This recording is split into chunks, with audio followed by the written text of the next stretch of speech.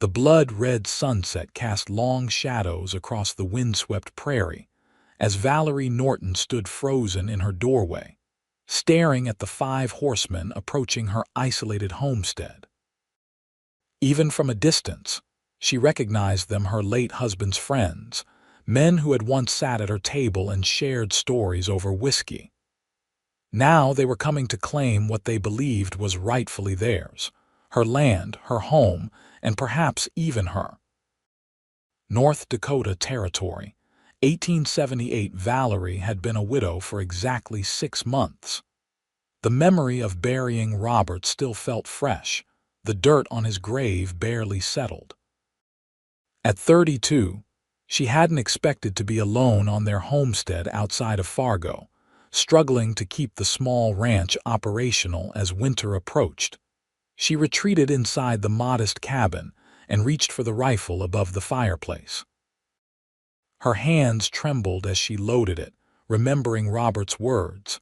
"If anything happens to me, Val, don't trust my business partners, not even Williams." Especially not Williams. At the time, she dismissed his concerns as paranoia. Now, as dust clouds rose behind approaching horses, his warnings echoed in her mind with terrible clarity. The homestead was secluded, nestled against a backdrop of rolling hills with the nearest neighbor over 2 miles away. Robert had chosen the location for its beauty and the creek that ran year-round, a valuable asset in this sometimes unforgiving territory. In the months since his passing, Valerie had learned that the property held more value than she'd initially understood. There were rumors of a railroad planning to cut through the eastern edge of their land, which would multiply its worth overnight. Valerie moved to the window, watching the riders draw closer. The evening light caught on their gun belts as they approached. She recognized Elijah Williams at the front, her husband's former business partner and supposedly closest friend. Behind him rode the others, the Hollister brothers, Sam Carson, and Thomas Reed. All men who had dined in her home, who had clapped Robert on the back and called him brother. She knew what they wanted. 3 days ago, Williams had come alone, speaking in soft, reasonable tones about how a woman couldn't manage such a property by herself, offering to buy her out for a fraction of what the land was worth. When she refused, his demeanor had changed, his voice hardening as he reminded her that Robert had borrowed money from all of them for his last cattle venture, a venture that failed when the herd contracted fever and died before reaching market. "We've been patient, Mrs. Norton," he had said. "But our patience has limits." Now they were coming to collect, one way or another. Valerie's heart hammered against her ribs as she considered her options. She could barricade herself inside and hope they'd leave, but instinct told her these men wouldn't be dissuaded so easily. She could fire warning shots, but that would only provoke them. Or she could run, but where? In the gathering darkness with nowhere to go. Just as panic threatened to overwhelm her, the sound of approaching hoofbeats came from the opposite direction, not from the main road, but from the trail that led through the western woods. A lone rider emerged from between the pines, tall in the saddle, moving at an unhurried pace. Valerie squinted through the window, trying to make out the newcomer. He was a stranger to her, broad-shouldered and lean, with a dark hat pulled low over his face. He rode directly toward her cabin, apparently oblivious to the approaching party from the other direction. The stranger dismounted at her porch, tying his horse to the rail with deliberate movements. He glanced toward the approaching riders, then turned to the door and knocked firmly. With the rifle still in her hands, Valerie cautiously opened the door a crack. "Evening, madam," the man said, his voice deep and even. "Name's Xavier Zane. I understand you might be in need of some assistance." His eyes were startlingly blue against his sun-darkened skin, steady as they met hers. Before she could respond, he glanced over his shoulder at the approaching riders. "Those men coming to pay a social call?" he asked, though something in his tone suggested he already knew the answer. "They were my husband's friends," Valerie said, her voice barely above a whisper. "But they're not here for friendly reasons." The stranger Xavier nodded slightly. "I see. Well, Mrs. Norton, Valerie Norton, Mrs. Norton, if you'd permit me, I believe I might be of some help in this situation." "Why would you help me? I don't know you." A ghost of a smile crossed his face. "Let's just say I've had some experience with men like those." He nodded toward the approaching riders. "And I've never been fond of seeing 5 men corner one woman." The riders were close enough now that Valerie could make out William's scowl as he spotted Xavier. She hesitated only a moment before stepping back. "Come in, Mr. Zane." He shook his head. "Thank you, but I believe I'll wait out here. Best I meet these gentlemen before they reach your doorstep." His voice remained calm, but she noticed his right hand resting casually near the holster at his hip. "They're armed," she warned. "So am I," he replied simply. Valerie watched as Xavier Zane positioned himself on her porch, leaning against a support post with deceptive casualness. Despite his relaxed posture, there was something in his stance that radiated readiness, a coiled tension that reminded her of a mountain lion she'd once seen poised on a ridge, watching and waiting. Williams and his men slowed their approach as they noticed Xavier. They stopped their horses about 20 yards from the porch, spreading out slightly in what Valerie recognized as a tactical formation. "Evening, gentlemen," Xavier called out, his voice carrying easily across the yard. Williams ignored him, focusing instead on Valerie, who stood partially hidden behind the half-open door. "Mrs. Norton," Williams called, "I see you found yourself some company. Didn't take long to replace Robert, did it?" Valerie felt heat rise to her cheeks, but before she could respond, Xavier spoke. "The lady and I have only just become acquainted," he said. "But I'm curious what business brings 5 armed men to call on a widow at sunset." Williams shifted in his saddle. "This doesn't concern you, stranger." "Our business is with Mrs. Norton." "Is that so?" Xavier straightened slightly. "Well, as Mrs. Norton seems reluctant to speak with you all at once, perhaps you'd care to state your business and I can relay the message." The Hollister brothers exchanged glances and Sam Carson spat on the ground. Thomas Reed's hand drifted toward his holster. William's expression darkened. "Listen here. Mrs. Norton's husband died owing us a considerable sum. We've been patient, but our patience has run out. We're here to collect what's owed." "And how do you propose to collect from a widow who's working this land on her own?" Xavier asked, his tone conversational but with an undercurrent of steel. "The land will cover it," Williams said flatly. "She can't manage it anyway. A woman alone has no business trying to run a ranch." Valerie stepped fully into the doorway, her rifle visible but pointed downward. "This is my home, Elijah. Robert and I built it together. I'm not leaving."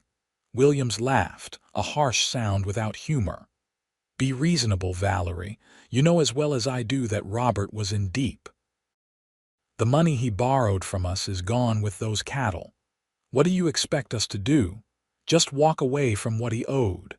Xavier shifted his weight, drawing all eyes back to him. "If there's a debt to be settled, there are proper channels. The courts, for instance." "We don't need courts out here," the younger Hollister brother sneered. "Besides," Williams added, "we've got Robert's word in writing. He put up this land as collateral." This was news to Valerie, and her face must have shown it because Williams smiled thinly. "He didn't tell you." "Not surprising. Robert always did shield you from the harsher realities." He reached into his coat and pulled out a folded document. "It's all legal and binding, signed and witnessed." Valerie felt as if the ground were shifting beneath her. Robert had never mentioned using their land as collateral. Could Williams be bluffing? but the confidence in his manner suggested otherwise. Xavier held out his hand. "May I see this document?" Williams hesitated, then nudged his horse forward, extending the paper. As Xavier reached for it, Williams suddenly pulled back. "Who exactly are you anyway? And what's your interest in Mrs. Norton's affairs?" Xavier's expression remained neutral. "Just a traveler who doesn't care for the odds I'm seeing.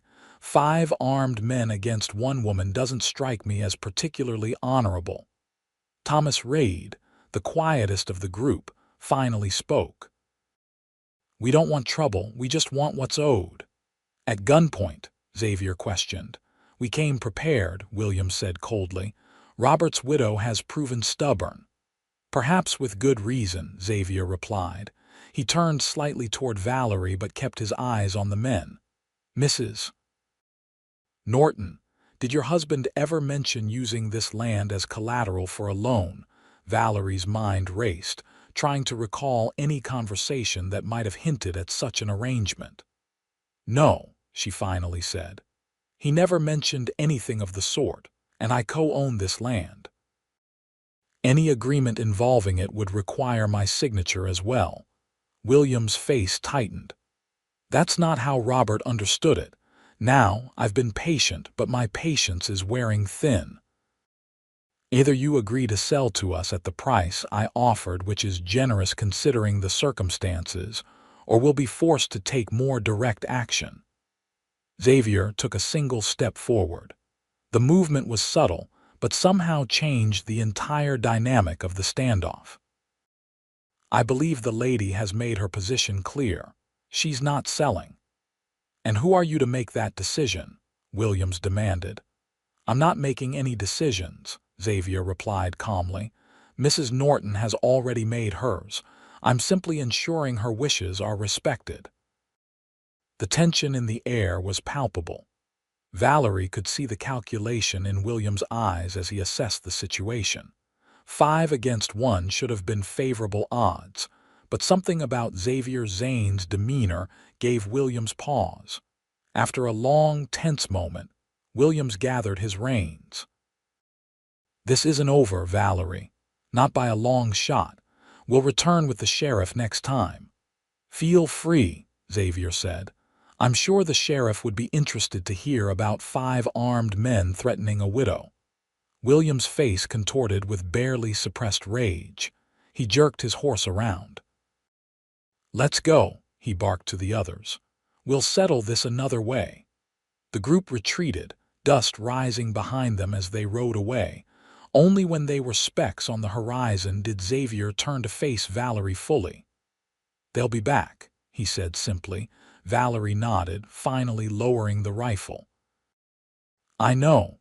She studied him openly now. "How did you know I needed help? Who sent you?" Xavier removed his hat, revealing dark hair streaked with premature silver at the temples.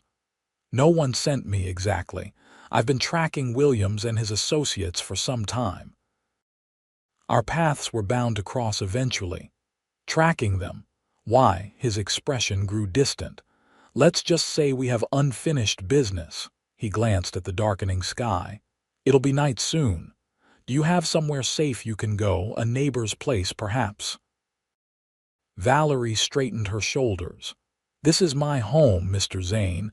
I'm not being driven from it by threats." A smile ghosted across his face. "I suspected you might say that." He replaced his hat. "In that case, if you don't object, I'll make camp nearby. Those men might reconsider their retreat once darkness falls." Valerie hesitated. Inviting a stranger to stay, even one who had just stood between her and danger, went against every cautious instinct she possessed. Yet something about Xavier Zane inspired trust, despite his obvious dangerous qualities. "There's no need for you to camp outside," she finally said.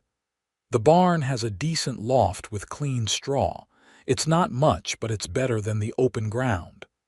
Xavier studied her for a moment, then nodded. "Thank you, I accept your offer." He untied his horse from the rail. "I'll see to my horse and then do a quick patrol of your property boundaries. It's best to know all approaches if trouble returns. As he led his horse toward the barn, Valerie called after him. "Mr. Zane." He turned back. "Thank you," she said simply. He touched the brim of his hat in acknowledgement. "Don't thank me yet, Mrs. Norton. I have a feeling this situation is just beginning." Valerie watched him walk away, questions swirling in her mind. Who exactly was Xavier Zane? And what unfinished business did he have with Williams and his men? More importantly, could she truly trust him, or had she merely exchanged one danger for another? As darkness settled over the prairie, Valerie moved about her cabin lighting lamps and preparing a simple supper. The routine tasks helped calm her nerves, but her mind kept returning to the confrontation on her porch and the mysterious man who had intervened. She was setting bread and stew on the table when a knock came at the door.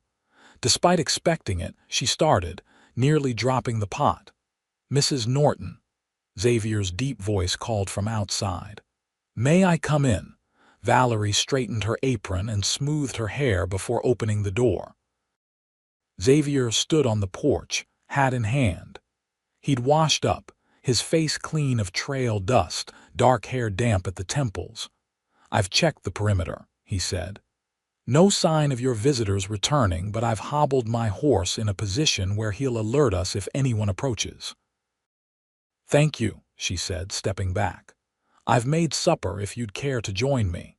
Something like surprise flickered across his face. "That's kind of you."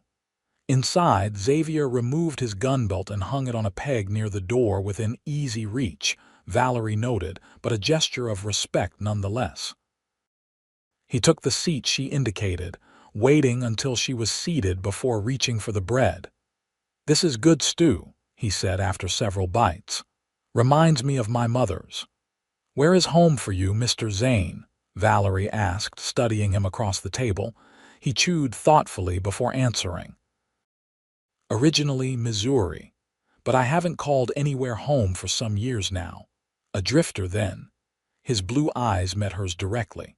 "I prefer to think of myself as a man with purpose, Mrs. Norton. My path simply requires mobility." "And what purpose brings you to my doorstep precisely when I needed help?" Xavier set down his spoon. "As I mentioned, I've been following Williams and his associates. I knew they were pressuring a widow near Fargo about some land.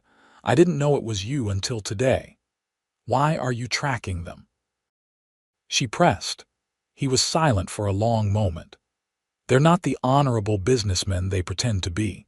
Their pattern is consistent: find vulnerable landowners, manufacture or exaggerate debts, then force them off their land through intimidation or worse. They've done it successfully at least 3 times that I know of." Valerie's stomach tightened. "You think the document Williams mentioned is a forgery? Possibly. Or perhaps your husband signed something under duress or deception." Xavier leaned forward slightly. "Tell me about your husband, Mrs. Norton. What kind of man was he?" The question caught her off guard. She looked down at her half-eaten meal, memories flooding back.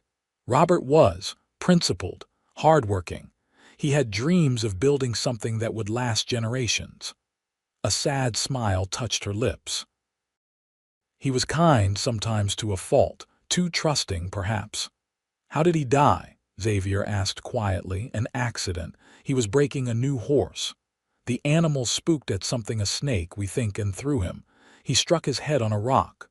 Valerie swallowed hard. "He never regained consciousness." "Were Williams and the others around when this happened?" The question startled her. "Elijah was. He helped bring Robert home."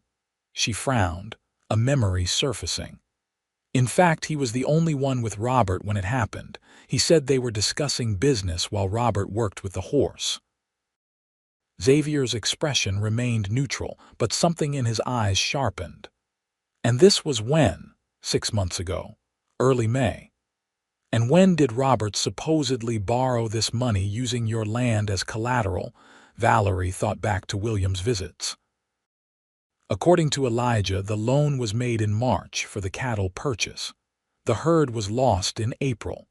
Xavier nodded slightly, as if confirming something to himself. And the cattle, did you see them yourself? Yes, of course.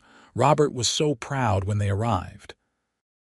Nearly 50 head of prime beef stock. Her brow furrowed.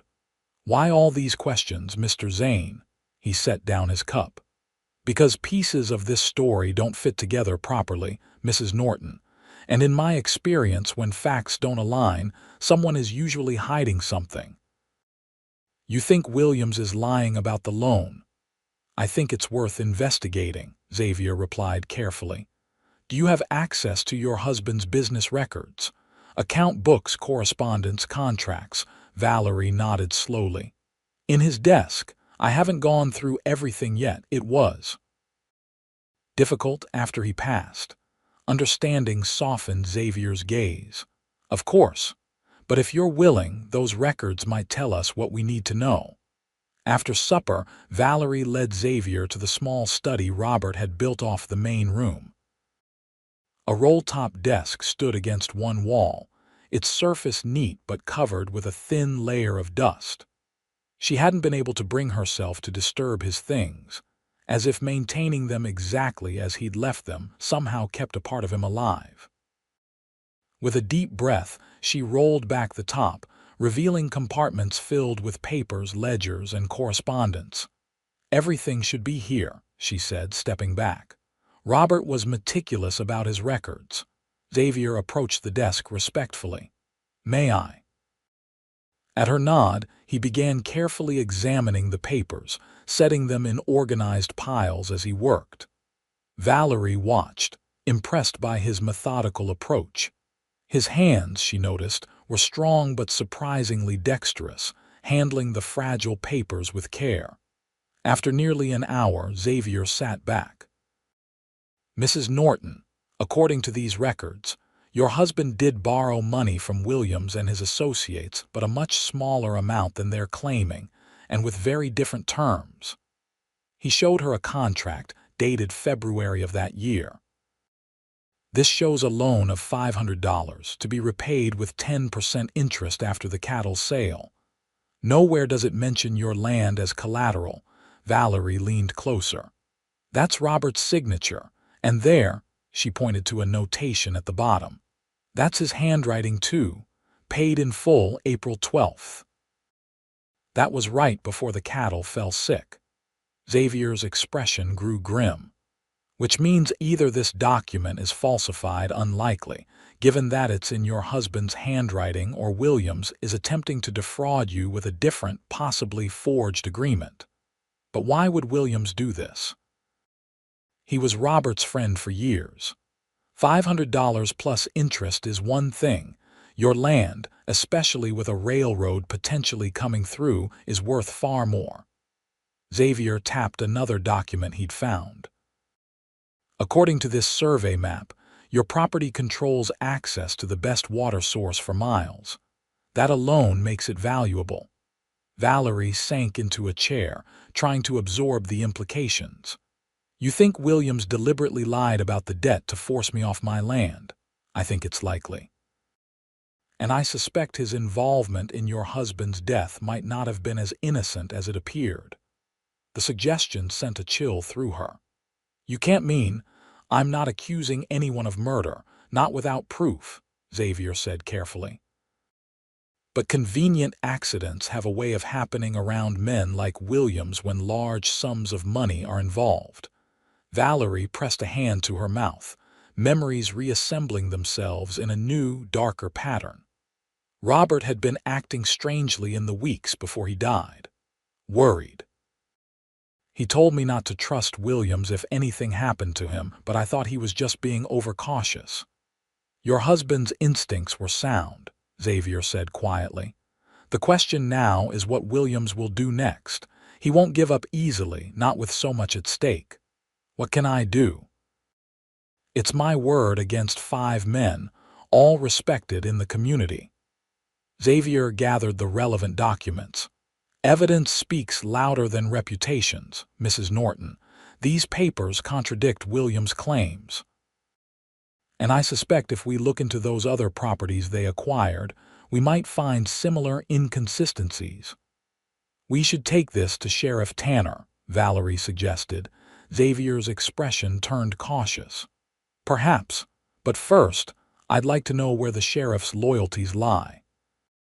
Small-town law enforcement can sometimes have complicated relationships with influential citizens. The realization of how precarious her position was settled heavily on Valerie's shoulders. So, what do we do? For tonight, we remain vigilant, Xavier said, rising from the desk. Tomorrow, I'll ride into town and make some discreet inquiries about the sheriff. I'll also see what I can learn about these other properties Williams has acquired. He moved toward the door, then hesitated. Mrs. Norton, I believe you're in genuine danger. Williams and his men won't simply walk away from something this valuable. I suggest you consider leaving, at least temporarily, until we can resolve this situation. Valerie straightened her spine. This is my home, Mr. Zane. I won't be driven from it by lies and threats. A smile touched his lips. I had a feeling you'd say that. His expression grew serious again. In that case, I hope you won't object if I continue to impose on your hospitality. I don't think you should be alone right now. Their eyes met, and something unspoken passed between them, a recognition, perhaps, of kindred spirits. The barn loft remains at your disposal, Mr. Zane, she said softly. He nodded. Thank you. I'll check the property once more before turning in. He paused at the door.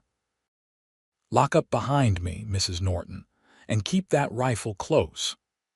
After Xavier left, Valerie secured the doors and windows, then prepared for bed with her husband's rifle propped against the nightstand.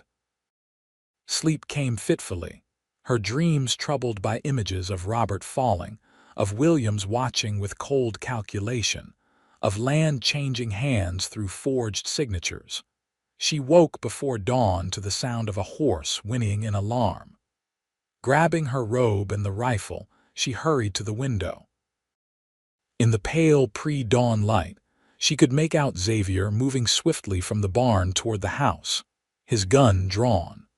A sudden flare of orange light erupted from the far end of her property fire, catching quickly in the dry autumn grass. As she watched in horror, a second fire sprang up in the opposite direction. They were being surrounded by flames. Xavier reached the porch just as Valerie opened the door, his expression grim. They're trying to smoke us out, he said without preamble. Fires set at strategic points around the property. With the wind picking up, they'll reach the house within the hour. Fear gripped Valerie's heart. My home, get dressed, Xavier cut in, his tone allowing no argument. Pack only what you can carry on horseback. We need to move quickly. But Mrs. Norton, Valerie, listen to me. This is no random fire. This is deliberate. They're watching, waiting for us to flee. If we stay, we burn. If we run blindly, we ride straight into their trap. The urgency in his voice spurred her into action. She dressed hastily, stuffing essential items into a saddlebag, Robert's documents, a change of clothes, the photograph of her parents, her mother's locket. As she worked, her mind raced. This was her home, built with Robert's hands and her heart. The thought of losing it felt like losing him all over again. When she emerged, Xavier was leading 2 horses, his own and her mare, already saddled. The fire's moving faster than I anticipated, he said, helping her secure her bag to the saddle. We need to go now, but not by the main trail. They'll be watching it. There's a creek path through the north woods, Valerie said, mounting her horse. It's overgrown but passable. Xavier nodded. Perfect. Lead the way, but stay low and move quickly. As they rode away from the cabin, Valerie couldn't help looking back. The fires had merged into a wall of flame, consuming the dry grass with frightening speed. Smoke billowed into the dawn sky, and she thought she glimpsed figures moving at the edge of the property, men on horseback, watching. The creek path was as she remembered, though narrower. Low-hanging branches forced them to duck as they followed the winding course of the water. The trees provided cover from watchful eyes, but progress was slow. "Where does this path lead?" Xavier asked, voice low as he rode close behind her. "Eventually to the Wilson homestead, but they're back east visiting family. The place is empty right now. All the better. We need somewhere to regroup and plan our next move." They rode in tense silence, the sound of the crackling fire fading behind them, replaced by the quiet rustling of leaves and the steady clip of hooves on soft earth. Valerie's thoughts were a tumult of fear, anger, and uncertainty. What would be left of her home? How could Williams resort to such destructive tactics? And what would she do now? As if sensing her distress, Xavier spoke. "I'm sorry about your home, Valerie, but structures can be rebuilt. Lives can't be replaced." She nodded, unable to trust her voice. The simple truth of his words provided little comfort now, but she recognized their wisdom. After nearly an hour of careful navigation through increasingly dense woodland, they emerged into a small clearing. A modest cabin stood at its center, smoke-stained chimney rising above a shake roof badly in need of repair. "The Wilson place," Valerie confirmed, dismounting stiffly. Xavier surveyed the area with a practiced eye. "Defensible enough. Let's get the horses around back, out of sight from the main trail." Inside, the cabin was dusty but intact. Simple furnishings, a table, chairs, a bed in the corner stood ready for the owner's return. Valerie moved about, opening shutters to let in light while Xavier checked the perimeter. "No sign of pursuit yet," he reported, returning. "But they'll be searching once the fire burns itself out." Valerie sank into a chair, the full weight of her situation finally settling on her shoulders. "I've lost everything," she whispered. Xavier knelt before her, his blue eyes intent on hers. "Not everything. You have your life. You have proof of William's fraud, and you have an ally who intends to see justice done." Something in his steady gaze anchored her, providing a point of stability in her crumbling world. "Why are you helping me, Mr. Zane? What's your stake in this?" He was silent for a moment.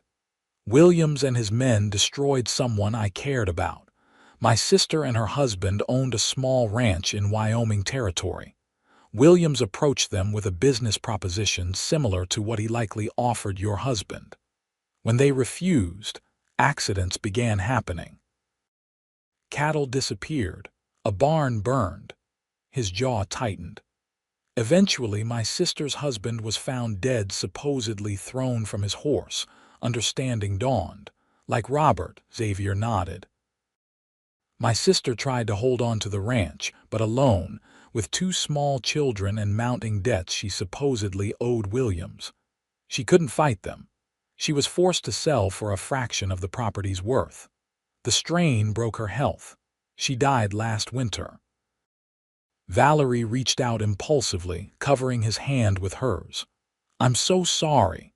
He looked down at their joined hands, then back to her face. "I've been tracking Williams and his operation since then. They're careful, clever. They operate just within the boundaries of the law, or at least maintain the appearance of doing so. But your situation is different." "How so?" "Your husband's records provide clear evidence of fraud, and now they've escalated to arson. That's not something even a corrupt sheriff can ignore." He stood, gently withdrawing his hand from hers. "Which is why we need to get those documents to someone with authority who can't be bought." "The federal marshal in Bismarck," Valerie suggested. "Marshal Donovan has a reputation for incorruptibility." "Bismarck is 3 days' hard ride," Xavier frowned, "and Williams will be watching the roads." "There's another way," Valerie said, an idea forming. "The river. Jacob Fisher runs a small steamer that makes regular trips between Fargo and Bismarck. He leaves tomorrow morning. Xavier considered this. A boat would be unexpected, but we'd have to reach Fargo without being seen. We can travel by night, Valerie suggested. I know these trails better than Williams and his men. A smile touched Xavier's lips. You continue to surprise me, Mrs. Norton. Valerie, she corrected. Under the circumstances, I think we can dispense with formalities. Valerie, he repeated, her name sounding different in his deep voice. Then you must call me Xavier. Their eyes held for a moment longer than necessary. Valerie felt a warmth in her chest that had nothing to do with fear or anger, a sensation she hadn't experienced since Robert's death. It confused and unsettled her, coming as it did in the midst of such danger. Xavier broke the connection first, moving toward the window. We should rest while we can. Tonight will be a challenging ride. As the day progressed, they took turns keeping watch while the other slept. Xavier managed to snare a rabbit, which they roasted over a small, carefully tended fire. The simple meal restored some of Valerie's strength, though her thoughts continually returned to her burning homestead. You think anything survived? She asked as they ate. Xavier considered. Stone doesn't burn. The chimney will still be standing. The foundations. With those, rebuilding is possible. If I still own the land, she said bitterly. You will, he promised. Williams has overplayed his hand. This kind of violence leaves evidence that can't be hidden behind legal maneuvers. As dusk approached, they prepared to leave. Xavier checked and rechecked his weapons, while Valerie wrapped the precious documents in oilcloth to protect them from potential rain or river spray. Ready? Xavier asked as full darkness fell. Valerie nodded, squaring her shoulders. Ready. They set out under a moonless sky, relying on Valerie's intimate knowledge of the landscape to guide them. They avoided the main trails, instead following game paths and creek beds, moving as silently as possible through the night. Several times, Xavier signaled for a halt, his keen ears detecting sounds that Valerie missed, distant hoofbeats, voices carried on the wind. Each time they waited, motionless, until he deemed it safe to continue. They were within 5 miles of Fargo when disaster struck.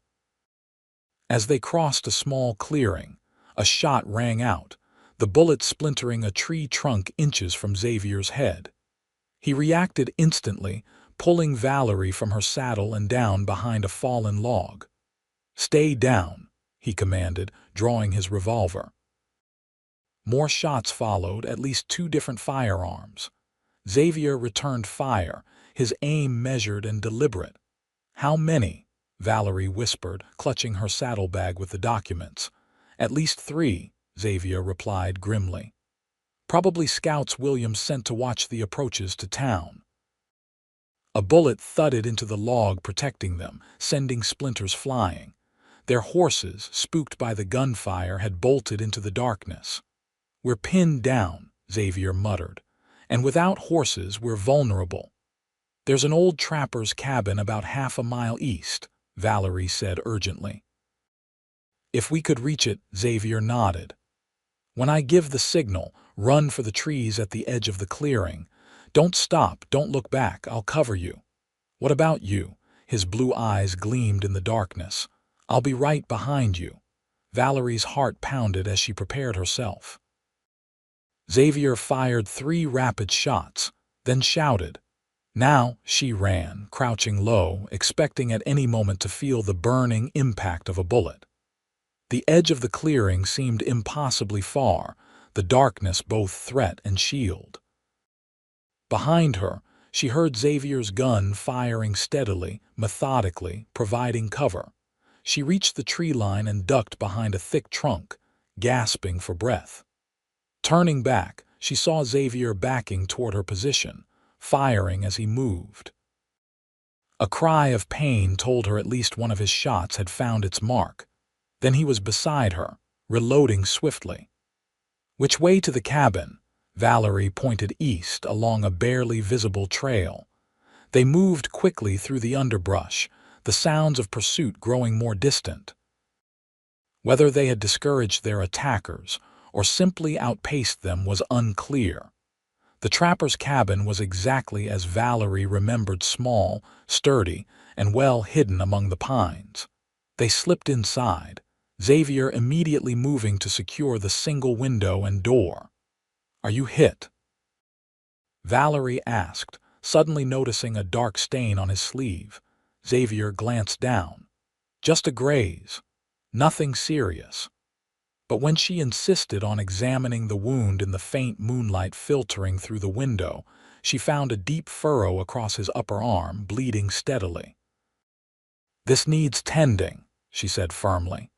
Using water from her canteen and strips torn from her petticoat, she cleaned and bandaged the wound as best she could. Xavier submitted to her ministrations without complaint, though she knew it must be painful. "You have a gentle touch," he remarked as she tied off the bandage. "I've had practice," she replied. "Life on a homestead comes with its share of injuries." Their faces were close in the darkness, and Valerie became acutely aware of his breathing, of the warmth of his skin beneath her fingers. She stepped back, suddenly flustered. "Thank you," he said simply. "For what?" "You're the one who's been shot defending me." A smile touched his lips. "For not giving up. Many would have, faced with what you've endured." Outside, the night had grown utterly still. No sounds of pursuit, no distant voices or hoofbeats. The silence was almost more unnerving than the earlier violence. "What now?" Valerie asked. "Without horses, we can't reach Fargo before dawn." Xavier moved to the window, peering out cautiously. "We're too vulnerable here. William's men know these woods. They'll be searching systematically." He turned back to her. "We need to change our plan." "How?" "Instead of taking the documents to Marshal Donovan in Bismarck, we bring him to us." Xavier explained his thinking. "Sheriff Tanner in Fargo may or may not be in William's pocket, but he's obligated to respond to reports of armed men and arson. If we can reach town and make a public accusation, it forces his hand." "And if he's corrupt?" Valerie asked. "Then we create enough of a stir that he can't simply dismiss us. Fargo isn't so large that 5 men can burn a woman's home without tongues wagging." It was a risky plan, but Valerie recognized its merits.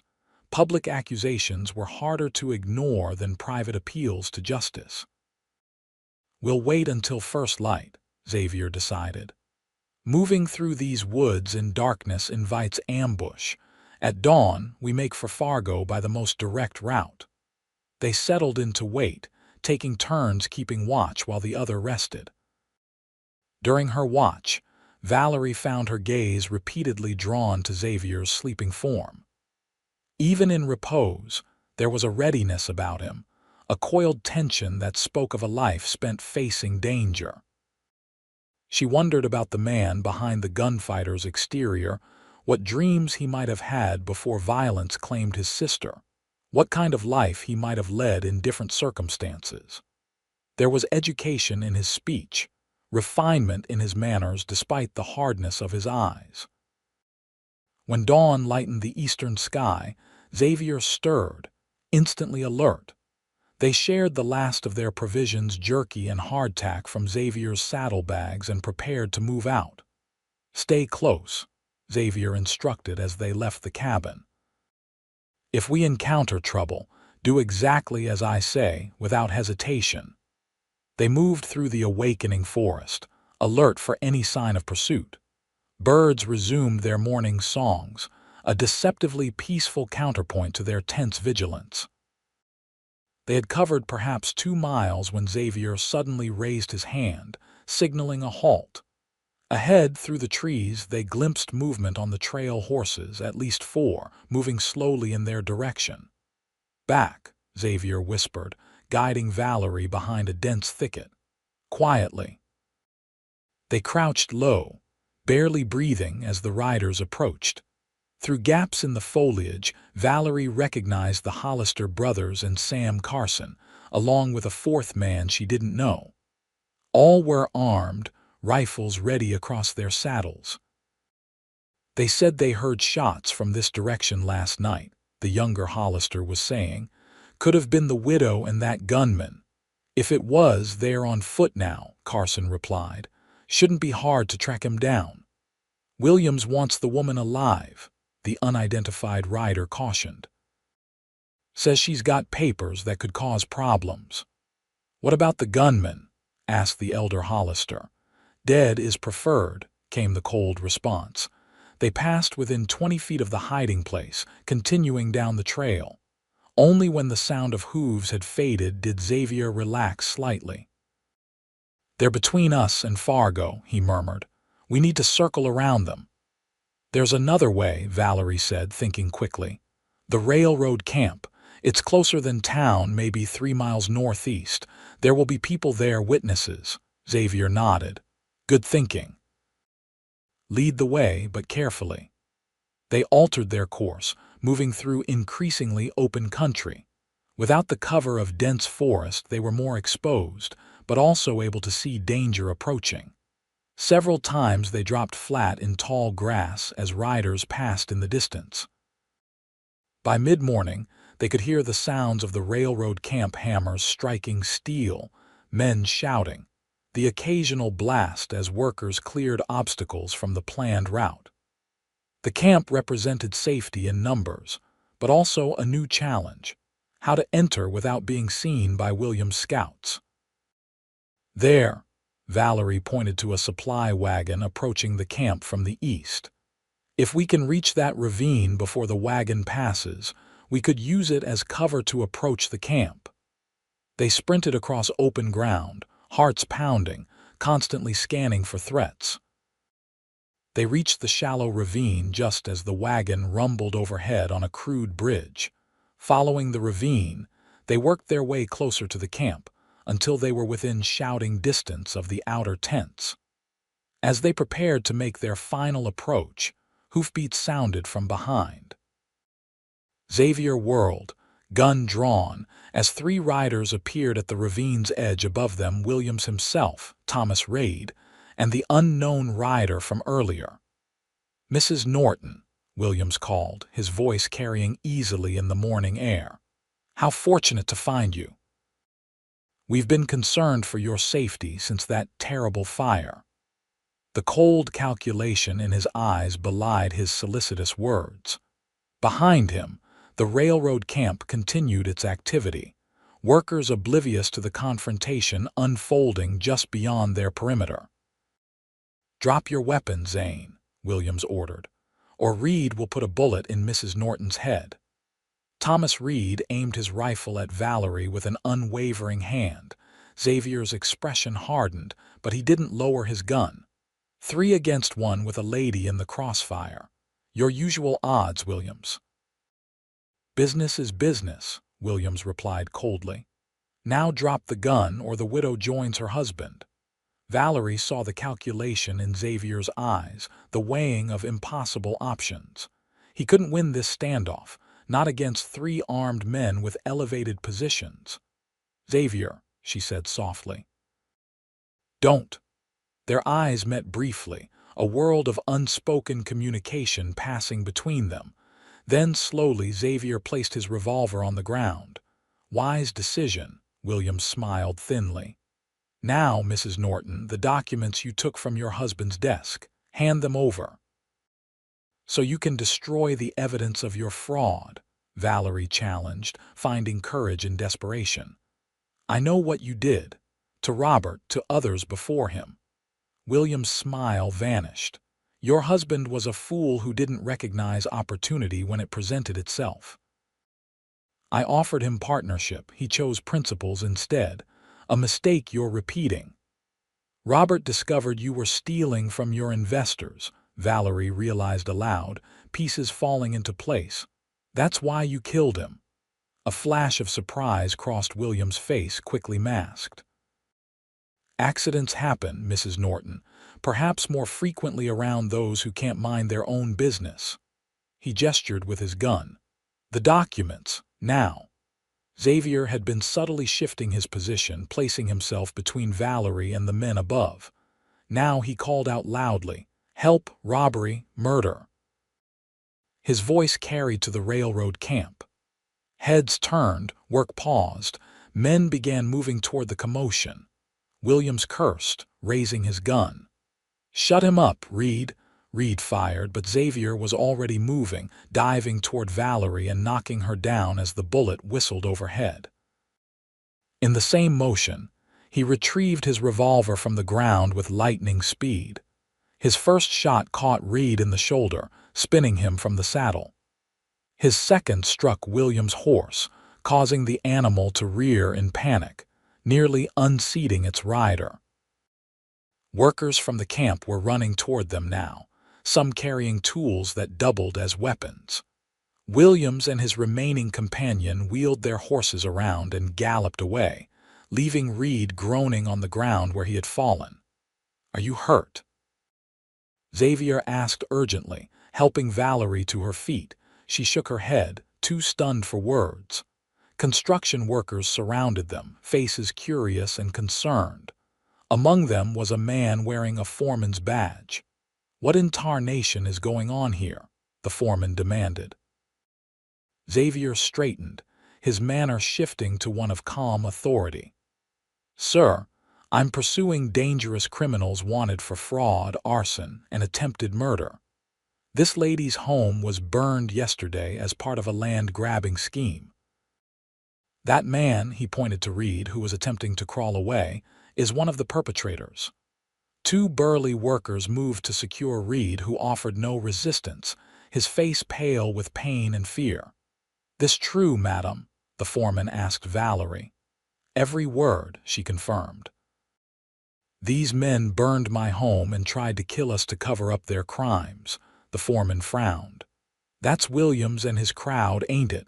Always thought they were slippery as eels." He turned to one of his men. "Ride to Fargo. Fetch Sheriff Tanner. Tell him we've got trouble that needs his attention." As the messenger departed, Xavier kept his gun trained on Reed, who had given up his escape attempt and sat slumped on the ground, blood seeping through the fingers clutching his wounded shoulder. "You're finished, Reed," Xavier said quietly. "Williams has abandoned you. Make it easier on yourself. Tell the truth about what happened to Robert Norton and the others." Reed's eyes darted fearfully between Xavier and the crowd of hostile workers. "Williams will kill me," he muttered. "He'll have to get through a prison wall first," Xavier replied. "But only if you talk. Otherwise you hang alone while he escapes."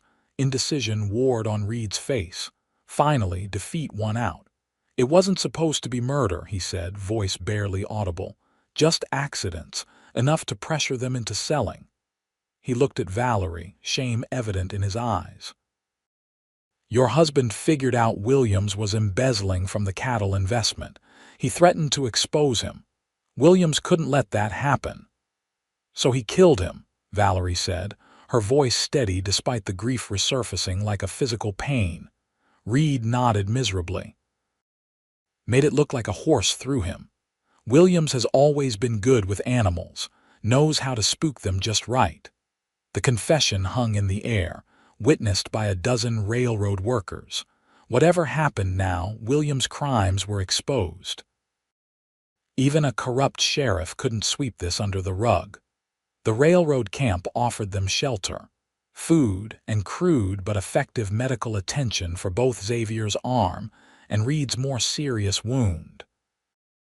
By late afternoon, Sheriff Tanner arrived with 2 deputies, his expression grim as he took statements from Valerie, Xavier, and the witnesses.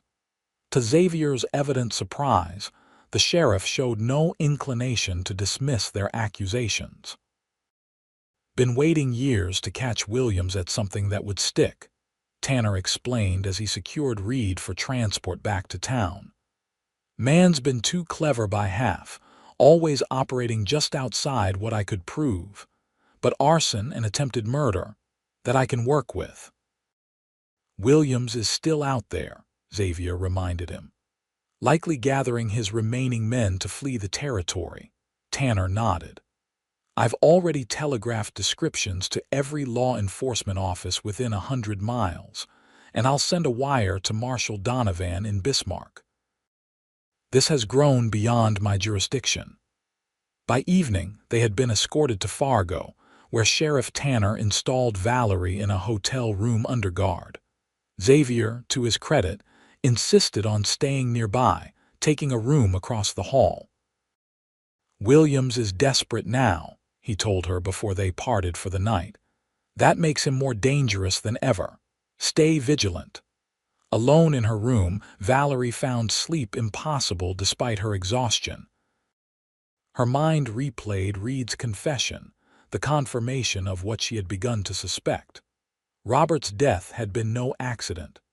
The grief she had been processing for 6 months transformed, sharpened by anger and the hunger for justice. Dawn found her at the window, watching the town come to life. A knock at her door revealed Xavier, cleanly shaven and wearing fresh clothes, though his watchful eyes showed he had slept no better than she. "Sheriff Tanner wants to see us," he said. "There have been developments." At the sheriff's office, they found an atmosphere of controlled excitement. A telegram had arrived from a town 20 miles west. Williams and the younger Hollister had been spotted trying to charter a private boat upriver. The local sheriff had detained them pending Tanner's arrival. "I'm riding out within the hour," Tanner informed them. "I'd like you both to come.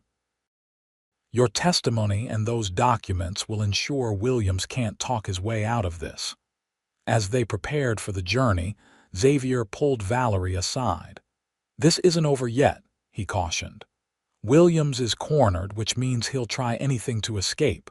Are you certain you want to face him?" Valerie met his gaze steadily. "I need to see this through, for Robert, for your sister, for everyone they've hurt." Something like admiration flickered in his blue eyes. "Then we face him together." The ride to Preston's Crossing took most of the day. By the time they arrived, the sun was setting, casting long shadows across the small river town. The local sheriff, a burly man named Graves, greeted them at his office. "Got your men locked up tight," he assured Tanner. "The older one, William's been demanding a lawyer since he got here. The younger one's scared silent." "Any sign of the others?" Xavier asked. Graves shook his head. "Not hide nor hair. Reckon they scattered once things went south." Williams and Hollister were being held in separate cells in the town's small jail. Tanner insisted on interviewing them immediately, with Valerie and Xavier observing. Williams sat on his cot, the picture of injured dignity despite his disheveled appearance. His eyes widened slightly when he saw Valerie, then narrowed as he noticed Xavier behind her. "Sheriff Tanner," he said smoothly, "this is all an unfortunate misunderstanding. I'm being persecuted for trying to collect a legitimate debt." Tanner placed the documents from Robert's desk on the small table between them. "These say otherwise, Williams. We have evidence you falsified loan agreements, committed arson, and attempted murder, and that's just the beginning." "Preposterous," Williams scoffed, though uncertainty had crept into his expression. "Where's my lawyer? He's been summoned from Fargo," Tanner replied. "But in the meantime, you should know that Reed has been quite talkative. Seems he doesn't fancy hanging for a partner who abandoned him." Real fear flickered across William's face. "Reed's a drunk and a liar. Nothing he says will stand up in court." "Perhaps not alone," Xavier spoke up, stepping forward. "But combined with these documents, witness testimony, and what we find when we start investigating those other accidents and property transfers, you're finished, Williams." Williams' composure cracked. "You," he spat at Xavier. "Who are you really? What's your stake in this?" "My name is Xavier Zane. You murdered my sister and her husband in Wyoming Territory last year. Margaret and David Carter. Remember them?" Recognition dawned in William's eyes, followed by calculation. I remember a unfortunate business arrangement that didn't work out. Nothing more. You forced them off their land and into poverty, Xavier said, his voice deadly quiet. My sister died because of you. Her children are orphans because of you. Prove it, Williams challenged, a desperate bravado in his tone. I intend to, Xavier promised. Starting with Reed's testimony about your methods. How many others have there been, Williams? How many accidents engineered for profit? Williams' eyes darted to the cell door, seeking escape that wasn't there. I want my lawyer, he repeated, but the confidence had leached from his voice. They interviewed young Hollister next, who crumbled under questioning, confirming everything Reed had said and more. By the time they finished, even Tanner looked shaken by the extent of Williams' operation. 5 properties that we know of, he summarized as they left the jail. 5 families destroyed for profit, and those are just the ones we can connect directly to Williams. Night had fallen completely.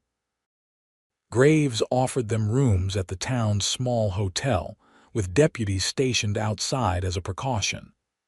As they walked through the quiet streets, Valerie found herself unusually conscious of Xavier beside her, his presence a solid comfort in the darkness. What happens now? She asked. Justice, he replied simply. Williams and his men will stand trial. With the evidence we have, they'll hang or spend their lives in prison. And you, what will you do when this is over? Xavier was silent for a moment.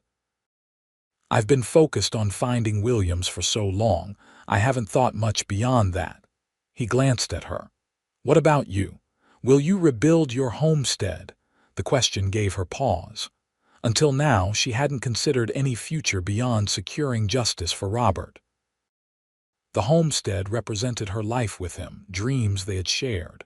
But those dreams had died with Robert, and the land itself now held painful memories. I don't know, she admitted. Everything I built there was connected to Robert, starting over alone. She shook her head. Perhaps it's time for a new beginning somewhere else. They had reached the hotel. In the lamplight from the windows, Xavier's expression was thoughtful. Whatever you decide, he said quietly, you won't have to face it alone, not unless you wish to. The implication of his words hung between them, unspoken but unmistakable. Valerie felt her heart quicken, confused by emotions she hadn't expected to feel again: interest, attraction, possibility. Xavier, she began, unsure what she wanted to say. A gunshot shattered the night, the bullet striking the wall inches from Xavier's head. He reacted instantly, pushing Valerie down and drawing his weapon in one fluid motion. Inside, he shouted, returning fire at a shadowy figure across the street. They scrambled through the hotel door as more shots rang out. Inside, panic erupted as guests ducked for cover. Sheriff Tanner and his deputies rushed toward the commotion, guns drawn. Carson and the elder Hollister, Xavier told Tanner as the lawman took position near the window. They must have followed us. Trying to free Williams, Tanner agreed grimly. Graves, get men around back. Don't let them near the jail. The shooting continued, a sporadic exchange that kept everyone pinned inside the hotel. Through the window, they could see muzzle flashes from at least 3 positions. They're better armed than I expected, Xavier muttered. A deputy who had circled around the building reported back breathlessly. They've already hit the jail, Sheriff. Knocked out Graves' deputy and freed Williams and the boy, Tanner cursed. They'll head for the river, it's their only way out.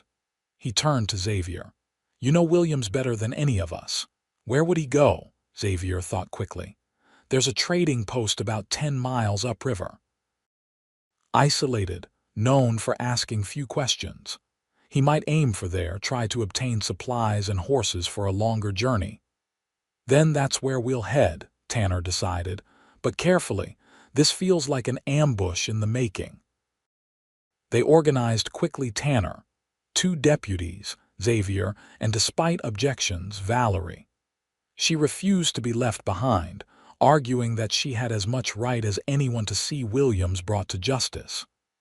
"I won't be a liability," she promised, accepting the revolver Tanner reluctantly offered her. They set out on horseback, following the river trail by moonlight. Xavier rode beside Valerie, his eyes constantly scanning the darkness for threats. "Stay close," he murmured. "If trouble starts, get down and find cover immediately." They had covered perhaps 5 miles when Xavier suddenly raised his hand, signaling a halt. Ahead, just visible in the moonlight, was a copse of trees overlooking a bend in the river, a perfect spot for an ambush. "They're waiting for us," Xavier said softly. "I can feel it." Tanner nodded his agreement. "We'll circle around, come at them from behind." They dismounted, leaving one deputy with the horses, and began a careful approach through the underbrush. The night was eerily quiet, broken only by the gentle lapping of the river against its banks. They had nearly reached the copse when a twig snapped somewhere to their left. Instantly, gunfire erupted from the trees. Tanner's remaining deputy fell with a cry of pain. Xavier returned fire, pushing Valerie toward a fallen log for cover. "Stay down," he ordered, his focus entirely on the threat. Tanner was pinned behind a tree, exchanging shots with unseen assailants. "How many?" he called to Xavier. "At least 3, Xavier replied, firing methodically toward muzzle flashes. "Williams, both Hollisters, and possibly Carson." The gunfight intensified, bullets splintering bark and thudding into wood around them. Xavier's expression was grim as he reloaded. "They have the advantage of position," he told Valerie. "We need to flank them somehow." Before she could respond, a new sound reached them: hoofbeats, approaching rapidly from the direction they had come. Reinforcements from town, perhaps, but Xavier's sudden tension suggested otherwise. "More of Williams' men," he muttered. "We're caught between them." The situation was deteriorating rapidly. Tanner was wounded now, clutching his arm as he continued to return fire. The deputy had crawled to their position, his leg bleeding badly. "We need to move," Xavier decided. "The river is our best chance. If we can reach that bend, there's deeper cover on the other bank." Valerie nodded, helping the injured deputy to his feet while Xavier provided covering fire. Together, they began a desperate retreat toward the water, staying low and moving in short bursts. They had almost reached the riverbank when a figure emerged from the shadows directly in their path: Williams himself, wild-eyed and disheveled, but with his gun aimed steadily at Valerie's heart. "Far enough," he snarled. "Drop the guns, all of you." Xavier froze, his revolver half raised. William's finger tightened on the trigger. "I said drop it, Zane, or the widow dies right now." Time seemed to slow as Valerie saw Xavier make his decision. He would not surrender, not to Williams, and in that instant she knew what she had to do. She lunged sideways, knocking the injured deputy clear as she drew her own revolver.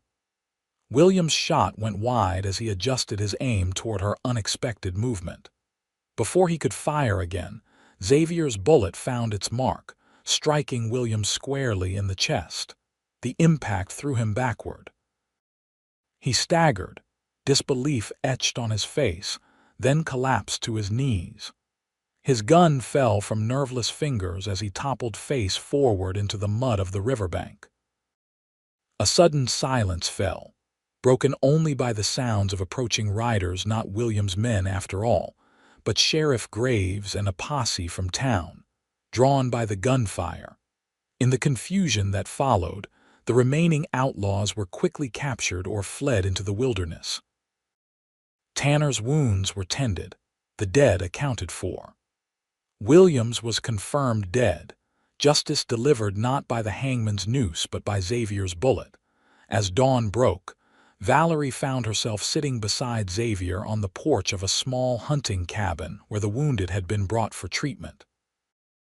They watched the sun rise over the river, painting the water gold and crimson. "It's over," Xavier said quietly. "Really over." Valerie nodded, a curious emptiness inside her where vengeance had burned just hours before. "Robert has justice. Your sister too." "Justice, yes," Xavier agreed. "But it doesn't bring them back." They sat in companionable silence for a time, each lost in their own thoughts. Finally, Valerie spoke. "What will you do now?" she asked again, echoing her question from the night before. Xavier turned to look at her, his blue eyes softened by the morning light. "I've been thinking about that. For 2 years, finding Williams has been my only purpose. Now," he hesitated, "now I find myself considering possibilities I hadn't allowed myself to contemplate. Such as," he smiled slightly, "such as what it might be like to stop wandering. To build something rather than seek vengeance. To live instead of merely surviving." Valerie felt something stir within her, hope, fragile but persistent. "Where would you build this new life?"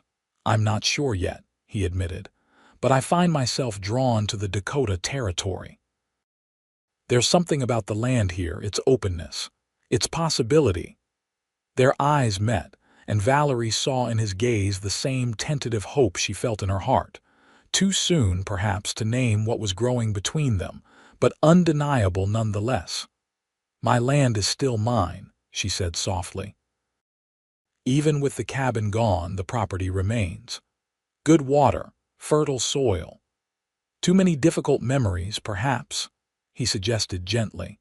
She considered this, surprised to find that the sharp pain of loss had somehow transformed, becoming part of her without defining her completely. "Some," she acknowledged, "but also the foundation for something new. Robert would have wanted the land to nurture life, not to become a monument to grief." Xavier nodded, understanding in his eyes. "Rebuilding takes courage. And help," she added, her gaze steady on his. "I don't think I could do it alone." The implication hung between them, neither quite ready to speak it aloud but both acknowledging its presence. "Perhaps," Xavier said carefully, "once things are settled here, I could ride out to your property. Assess the damage, help you determine what might be salvaged." "I'd appreciate that," Valerie replied, equally measured. "And perhaps, if you found the Dakota Territory to your liking, we could discuss longer-term arrangements." A smile touched his lips, reaching his eyes. "I'd like that very much, Valerie." As the sun continued its ascent, casting long shadows behind them and illuminating the path ahead, they sat together in comfortable silence, two survivors contemplating not just an ending but a beginning. The months that followed brought many changes to Valerie's life. True to his word, Xavier accompanied her back to her homestead once the legal aftermath of William's death was settled. The cabin was indeed destroyed, but the stone chimney stood like a sentinel over the charred remains, a symbol of endurance. Together, they salvaged what they could and began planning a new structure larger, sturdier, with a wide porch facing the sunrise. Xavier proved as skilled with hammer and saw as he was with a revolver, his hands crafting with care what they had once destroyed with precision. As summer turned to autumn, a new cabin rose on the foundation of the old.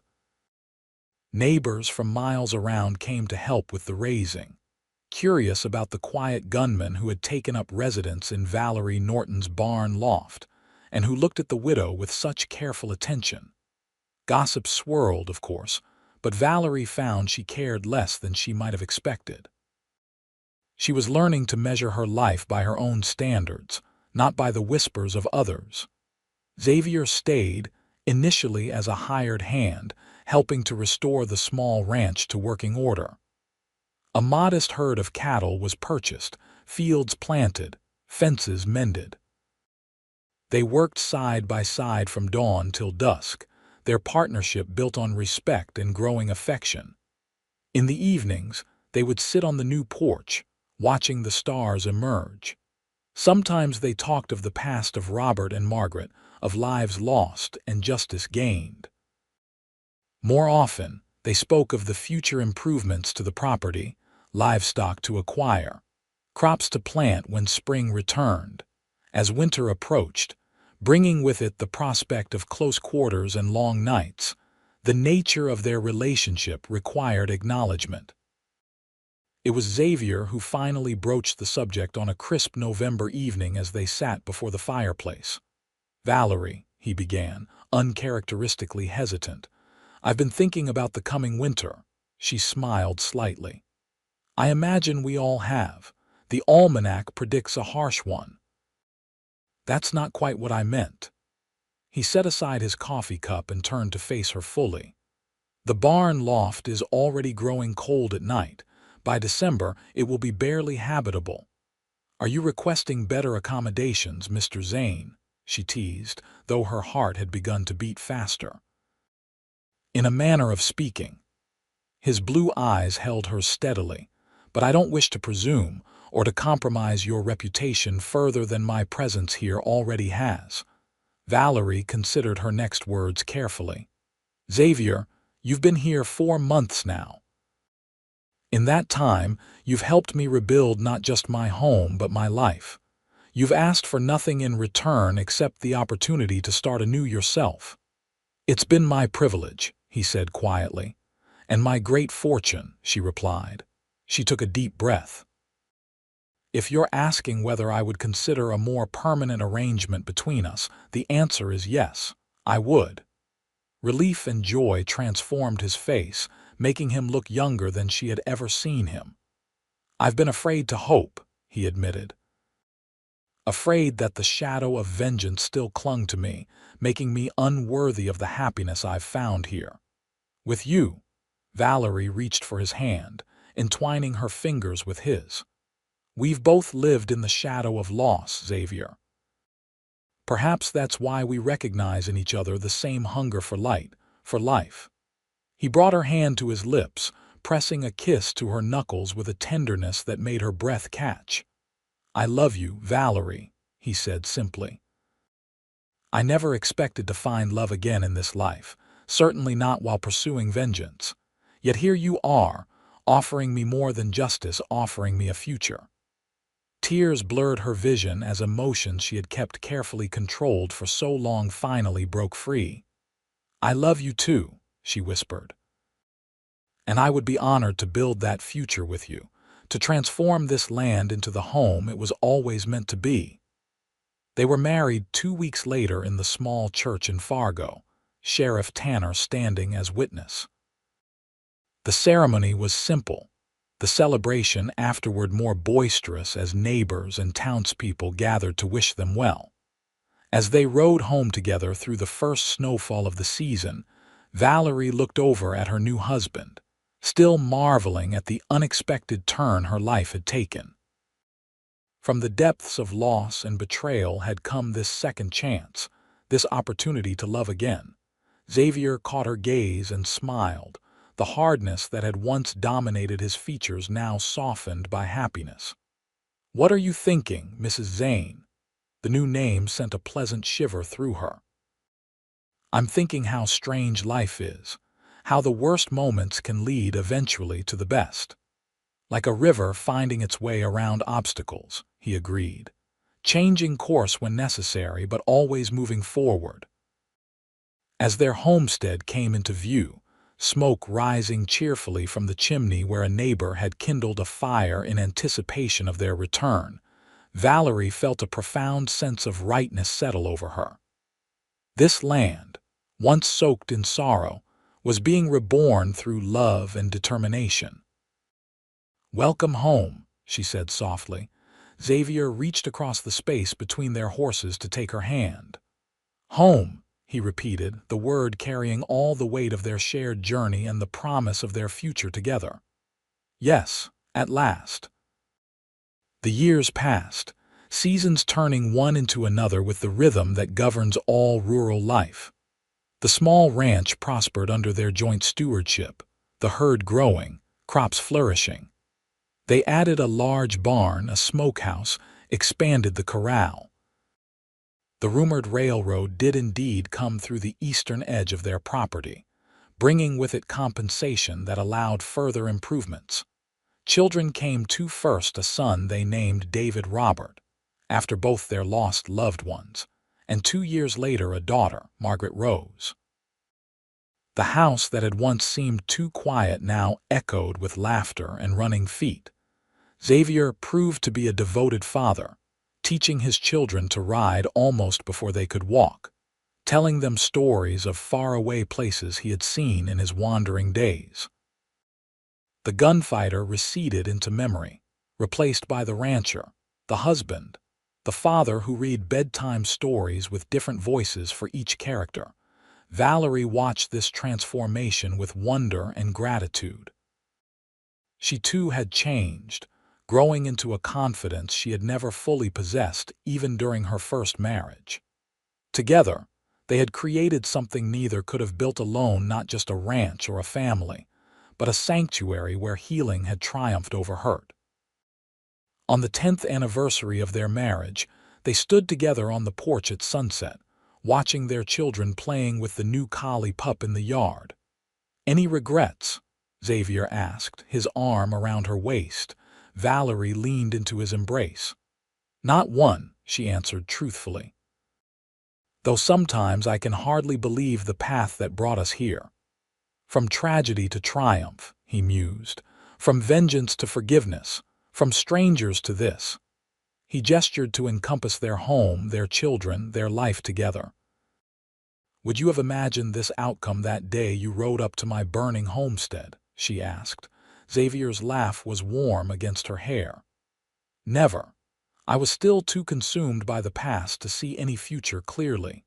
You changed that, Valerie. You showed me there was still good worth fighting for in this world." They watched as David helped Margaret onto the porch swing, the two children giggling as they set it in motion. "We've been blessed," Valerie said softly. "Beyond measure," Xavier agreed. "And I intend to spend every remaining day of my life ensuring that blessing continues." As darkness fell, they called the children in for supper, moving from the porch into the warmth of their home. Outside, stars emerged in the vast Dakota sky, bearing silent witness to the enduring power of love to transform lives, to heal wounds, to create light where once there had been only shadow. On that land, where once a desperate widow had faced down threats with nothing but courage and a mysterious stranger's help, a family now thrived, living testament to the promise that even in the darkest moments, hope persists, and new beginnings await those brave enough to claim them.